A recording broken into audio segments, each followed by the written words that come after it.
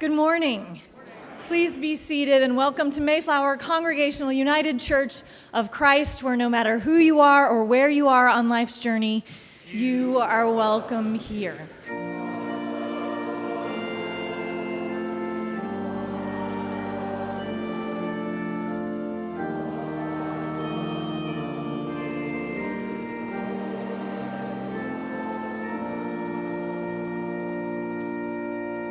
Will you pray with me?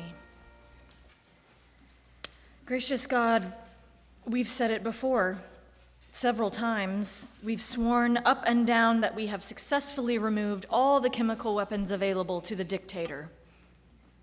And yet, we somehow needed to launch over 100 missiles across the Syrian sky this weekend.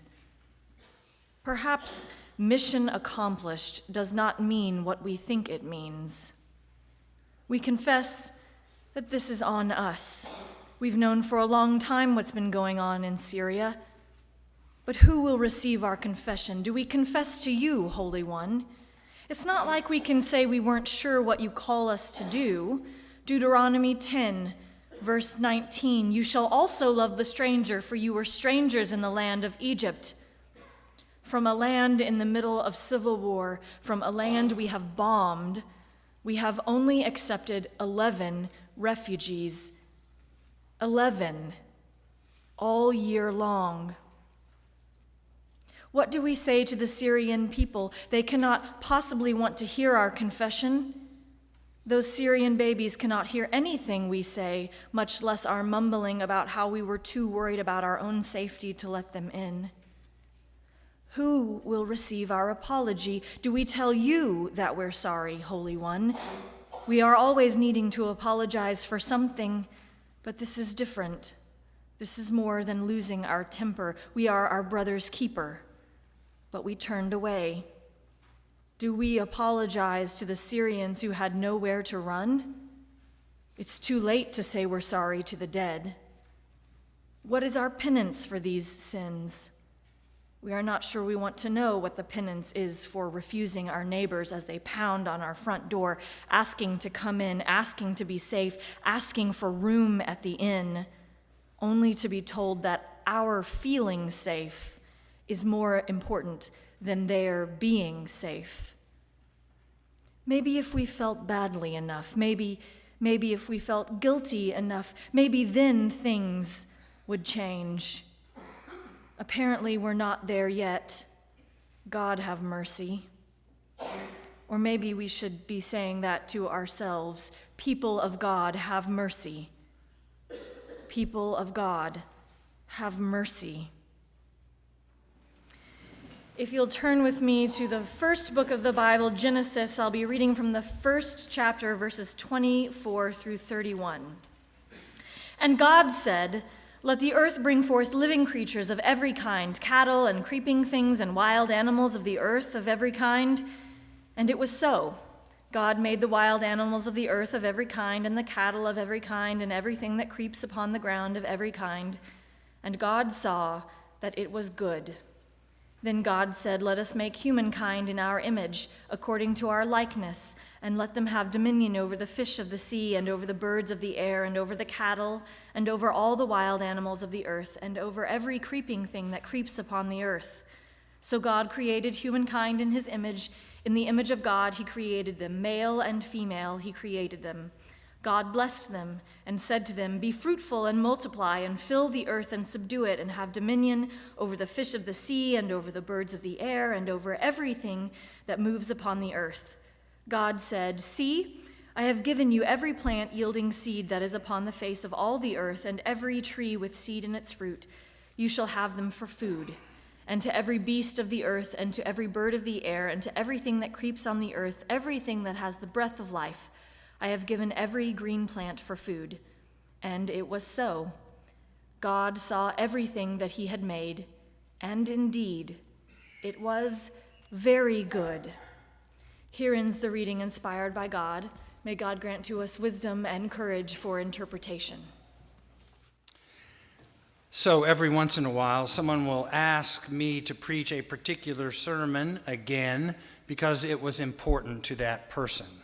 And not long ago, John Morozic asked me if I would preach original blessing again.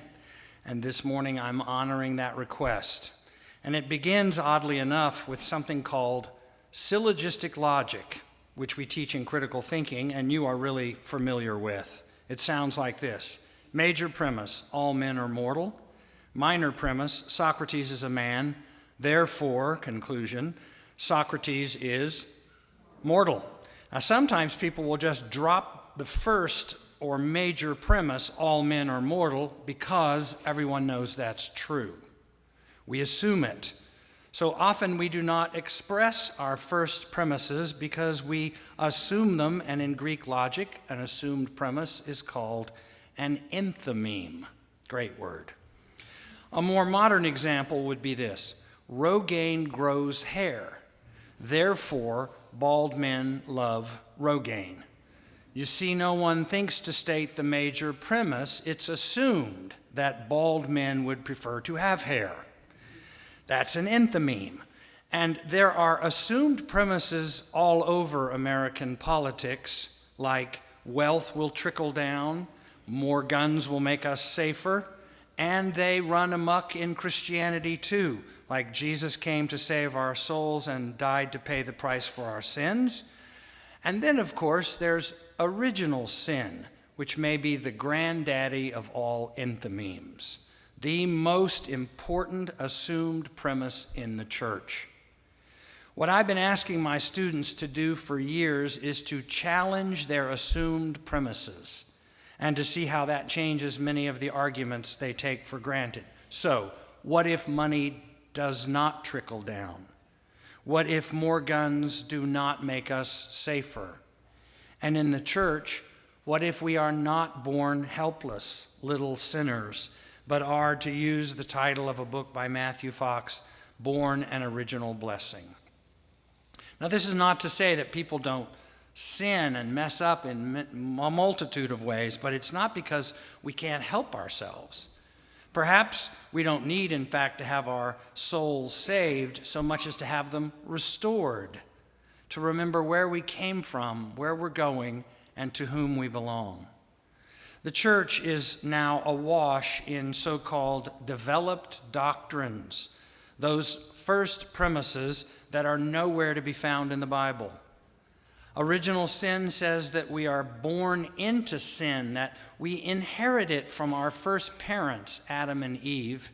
So we arrive in the world as little sinners, trapped by the transgressions of those who came before us, because sin is a birthright, like being born red-haired or left-handed. It says that we sin because we are sinners, rather than that we are sinners because we sin. That is no small difference. Original sin renders us all helpless. Original blessing says we have a choice. And you've got to hand it to the church. The church provided all of humanity with a diagnosis for a disease for which only the church had the cure. You are depraved, we can get you saved. It even rhymes.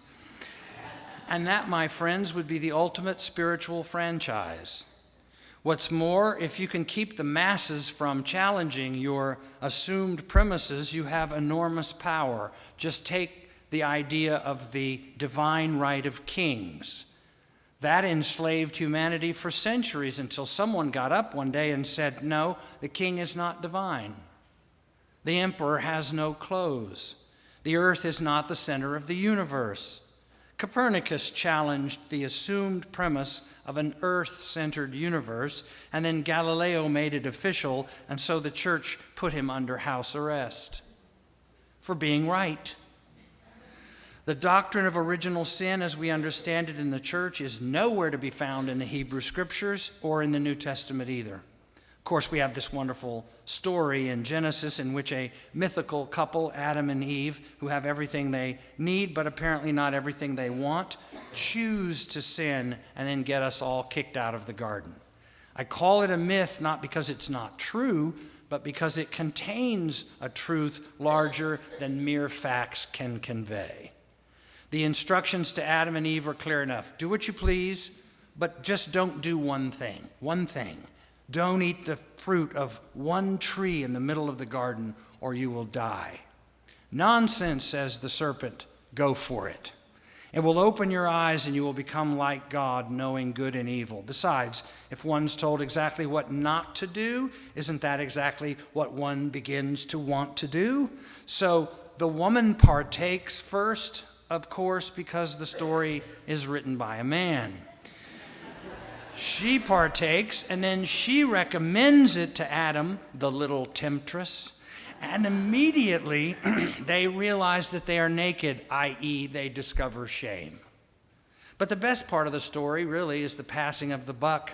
When confronted with this transgression, Adam blames the woman who blames the snake. It's the first example of the victimhood mentality, where no one is ever to blame for anything, someone else is to blame. The epicenter of this sickness in our time is located in Washington, D.C. And the Bible is full of these stories that are what scholars call etiological. It's etiology. That is, they are written to explain how things got to be the way they are now by placing a story retroactively in the record so that it looks and sounds prophetic. In movie making, we call this a prequel. The rabbis looked around at the world and it was a mess. Humans were weak, selfish, dishonest, deeply flawed creatures. Well, how is this possible if we're God's creation and God is perfect? Can't be God's fault. So how do we write a story that gets God off the hook and places the blame squarely on rebellious humans? We write a story that explains it all. Once we were the perfect creation of a perfect God until we did exactly what we were told not to do, which is often what humans do. And what is the sentence handed down? Well, it is to live in the world we live in, where women give birth in great pain and sometimes die in childbirth, and where men must work by the sweat of their brow in dusty fields until they die. Or think of etiology this way. Myths serve to explain why, to use a Buddhist phrase, what is. Once we were perfect, frolicking blissfully in paradise. God's work was perfect, but because we chose to sin, we now suffer the consequences. We've all been kicked out of the garden. We all live, to quote Steinbeck, east of Eden. But the story does not say that we sin because we can't help ourselves.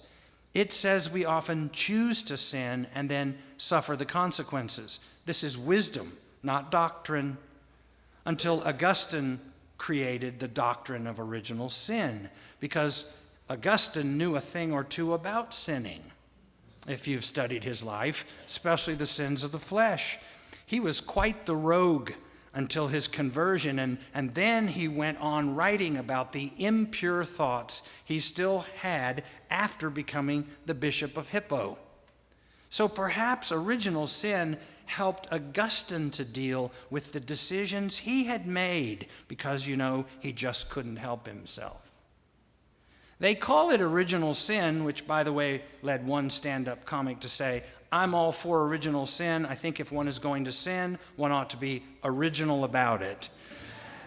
But in fact, the doctrine of the church really makes very unoriginal sinners out of all of us. We're just doing the same old, stupid, nasty stuff all the time because we can't help ourselves. That's not very original.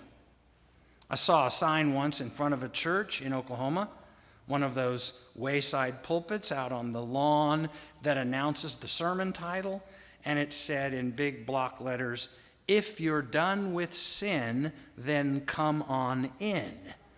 But as I drew closer, I saw someone had written another message just underneath it in smaller letters, looked like lipstick, and it said, "But if you're not quite through, call 272.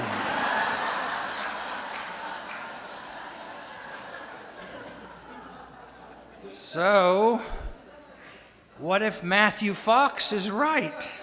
What if we are born not into original sin, but what if we are all an original blessing? Here's what I believe. Over the centuries, the church has unwittingly been part of this grand ecclesiastical put-down of the human race. We have focused so much of our energy on teaching people to be humble that we've forgotten how to embrace the idea that we're all born in the image of God, captured by the beautiful Latin phrase, imago Dei. Imago Dei is our original first premise, and it is in the Bible, Genesis 1:27. So God created humankind in his image. In the image of God he created them. Male and female he created them. Now, I don't think this means that God has arms and legs and body hair. Rather, I think it means that if God is love, then we were created to love. I'll never forget the day years ago when I reported as a 7th grader to what used to be called homeroom. Do you remember homeroom? It was that first day when you'd go and the teacher would read the roll, and then you'd go get your schedules and go out for your classes. And it's a very important moment because it's the first time the names of students get read aloud in their presence, and thus their identity is established. And on that particular morning, the teacher was reading names, and she read the name of a particular girl, and then she stopped and peered over her glasses and said, "So is so-and-so your father?" "Yes," the girl replied. "And is so-and-so your brother?" "Yes, ma'am." You see, both the father and the brother had served prison terms on drug charges. And then the teacher said, in front of the class, "Well, I sure hope you're not like them." Now, how do you think that girl felt? Personally, I believe the teacher should have been arrested, charged with a rhetorical crime against humanity. When we project an expectation of failure, that's usually what we get. Sticks and stones can break my bones, but words can never hurt me. Have you heard that? Cute, the only problem with it is false. It's not true. Sticks and stones can indeed break our bones, but words can totally destroy us. So why do we put one another down so often? Is it because we think we'll get too high an opinion of ourselves and thus become arrogant? Well, most arrogant people I know are that way because they really don't have a very high opinion of themselves. They are insecure. Or as my friend the rabbi put it, a man who does not love himself wisely and well will make a casualty out of the neighbor sooner or later. Love those rabbinical sayings. In fact, we so distrust our own goodness, our real birthright, which is imago Dei, that this word human has now been joined with a certain given weakness or fallibility. So, for example, a baseball player strikes out, but not because the pitcher threw the perfect curveball, but because the batter is only human. Your grandmother who bakes cakes, the 3-layer jobs that come out of the oven like a work of art and taste like sunshine in your mouth because, well, nobody bakes them like your grandmother. But one day something goes wrong. It happens. The cake falls, as they say, flat as the sole of your shoe. And what does your grandmother say when she fails? "Well, child, I'm only human." Well, what I want to know is this. What was she when she baked the perfect cake?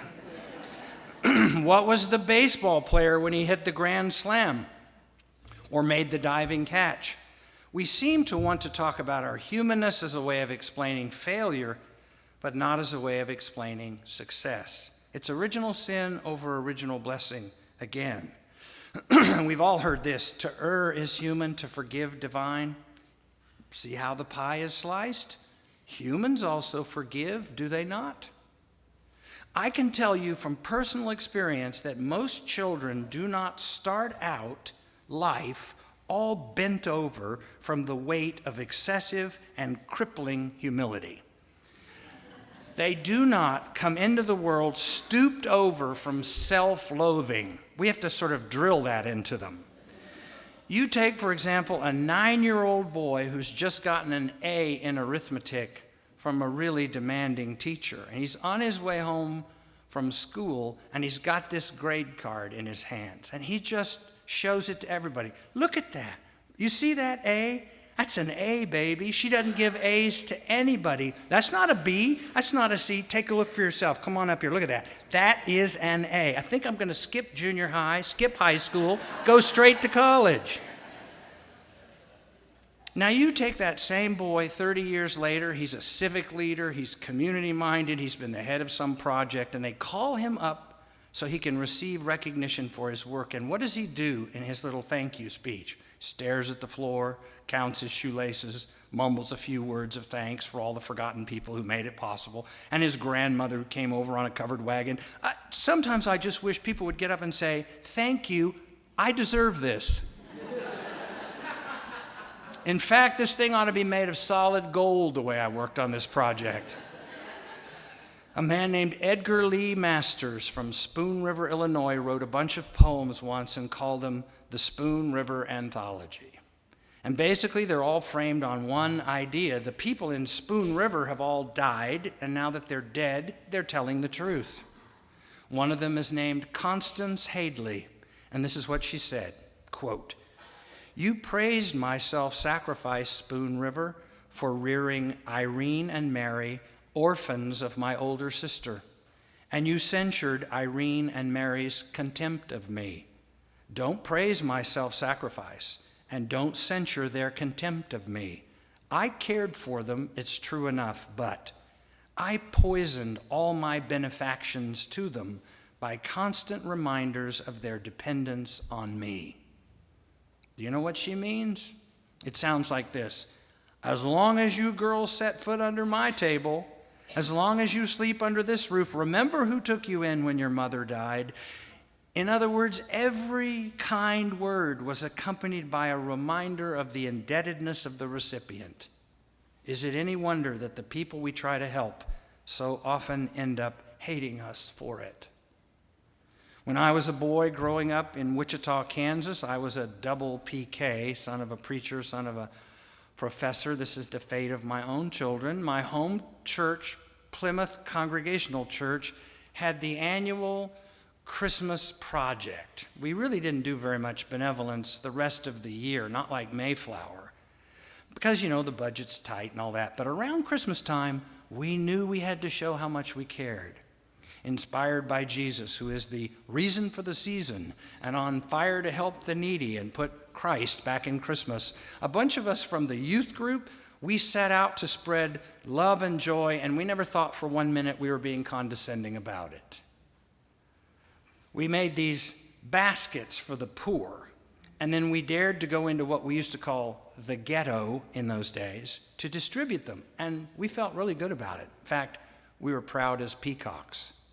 First, we collected money somehow. I don't exactly remember where we got the money, probably a car wash or rummage sale, or embezzled it from our parents. I don't know. We got the money somehow. Then we called the Department of Social Services and we asked them matter-of-factly, "Who are the poor in this community?" And then they sent us a list of needy families. We went shopping and we bought fruit and candy, apples, oranges, bananas. We put them all in a sack. We put the sack in a basket, tied a bow on the top, put a little card up there with a hallmark verse about the true meaning of Christmas. But we knew how important it was to be humble, because the whole Christmas story was humble, the baby Jesus, humble, the manger, nothing if not humble. So this is how we did it. First, we'd go up on the front porch with the basket and we'd knock on the door. And then when we heard the person who lived in that little shack coming, we'd yell, "Merry Christmas," and we'd run and jump in the car and drive on to the next house. We didn't want to talk to anybody, just deliver the goods and then feel good about ourselves. We were making deliveries. We were not making contact, if you know what I mean. And it was my turn to make the delivery, and the neighborhood was downright depressing, and some of these places did not look fit for human habitation, but that's why they could use some Christmas cheer, I said to myself. So I walked up onto this one porch, I knocked on the door. Nothing. No response. So I tried it again. No, nobody home, I guess. Just to be sure, I knocked a third time. I grew up in the church, you do things in threes. Nothing. Nobody's home, I thought, almost enjoying the thought. My friends, meanwhile, were growing impatient, started honking the horn. Then suddenly, his face was at the door, staring at me through the screen. It startled me. It was a black face, and I had not seen it at first in the shadows of the evening. But all of a sudden, there he was, and he said, "Hi." And I said, "Oh, hi." He said, "What can I do for you?" And I thought to myself, uh-oh, what do I do now? I was just trying to leave a basket here, and now I'm in a conversation with a real live poor person. Then another face appeared. This one belonged to a woman, and she said, "Hi." And I said, "Hi."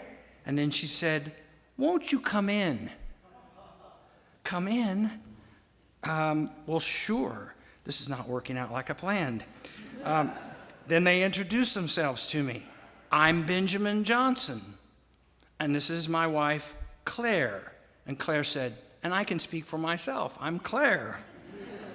And then I thought to myself, she's a feminist, and they have names. Names. And I guess I must have been staring off into space because they responded to my silence by saying, "And your name?" "Oh, who, me?" "Well, I'm Robin Meyers from Plymouth Church, part of the youth group."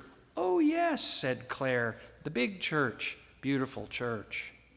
And then out came a little boy from another part of the house, and his mother introduced him. "This is our son, Timothy," she said. He looked to be maybe 9 or 10, and he smiled and said, "What's in the basket?" I'd forgotten I was even holding this basket, and I said, "Oh, here, Merry Christmas." And I handed him the basket. And he took it from me, and get this, he started getting into the basket right there, unwrapping the paper, started opening the gift right there instead of waiting till I left. He took out an apple as if he intended to eat it, whereupon he did. I'm thinking to myself, this is not working out like I planned. And then he did something really weird. He got out a second apple, and get this, he handed it to me. He gave me some of my own fruit. Now I'm thinking to myself, stupid kid, doesn't know how charity works. He's giving me back my own stuff. But what was I supposed to do? After all, we're all trying to be humble here. So I took it, I sat down in this house. I took a bite out of it, and I thought to myself, here I am, sitting in the home of real live poor people with real names, eating out of my own sack. But I'll never forget what I learned that day. I learned something as powerful as anything I've ever learned in my life, and it shapes my theology, my politics, my family life, my understanding of God. And it's very simple until you think about it. All of us, and I do mean all of us, eat out of the same basket. Not mine, not yours, his, hers, ours, there. No more, what do you people want? But what do all of us want to become? Because however we like to hide it behind slogans of the self-made man, manifest destiny, and survival of the fittest, the truth is we all eat out of the same basket. We all eat together.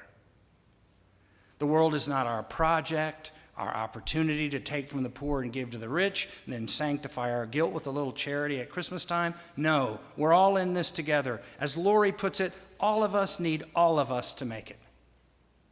We've got to stop thinking of ourselves as if some are entitled and others are not. So the reason we should share more of the gross production tax with our teachers, raise it and share it, is that oil and gas has been given, see, a very large basket. So what do you plan to do? Eat it all by yourself? Did you make it all by yourself? The real message of Genesis isn't that we're infected with badness, but that God made the plants and trees and vegetation of every kind, and then God said, that's good. And then God made light, the greater to rule the day, the lesser to rule the night, and the stars, and God saw that it was good. Then God filled the sea with fish and the sky with birds and even great sea monsters, and, quote, God saw that it was good. And God said, let the earth bring forth living creatures of every kind, cattle and creeping things and wild animals of the earth of every kind. And it was so. And again God said, it's good. God saw that it was good. But then God made something else. Slowly, out of the primal ooze of nothingness, God made a creature who could write poetry, paint masterpieces, raise Lazarus from the dead with medicine as well as faith. And after God made humans in God's own image, it is the only time that God says, not this is good, but this is very good. And what God made was you and me. And if we put ourselves down, it's a sin, and not a very original one. When God made you and me and Benjamin and Claire Johnson and their son Timothy and every other human being in the world, God said, this is the very best I can do. If you're going to screw it up, that's on you. As for the Ephesians letter, it puts it this way: you are God's masterpiece. So, the next time someone does something truly extraordinary, something good and decent, grand and hopeful, just say, well, she's human. Hey, great cake, Grandma. Best one you've ever made. Well, child, I'm human. Nice catch, Mr. Third Baseman. Well, I'm human. You see, sitting next to you right now in this sanctuary at this moment is a creature made in the image of God. You look to your left and right, there sits the image of God. And every time you live up to your inheritance, instead of living down to your sickness, you are recreated in the image of God. And the next time you think you can't do something, just remember, hey, I'm human. When I consider the heavens, the work of God's fingers, the moon and the stars, I think, what are persons that you're conscious of them? Women and men and girls and boys just like us. And the answer comes back clear as a bell from across the galaxy. This I have made in my own image, only slightly less than myself. Do you believe that? I'm asking you a real question. Do you believe that? If so, then say amen. Amen. Now go out and act like it.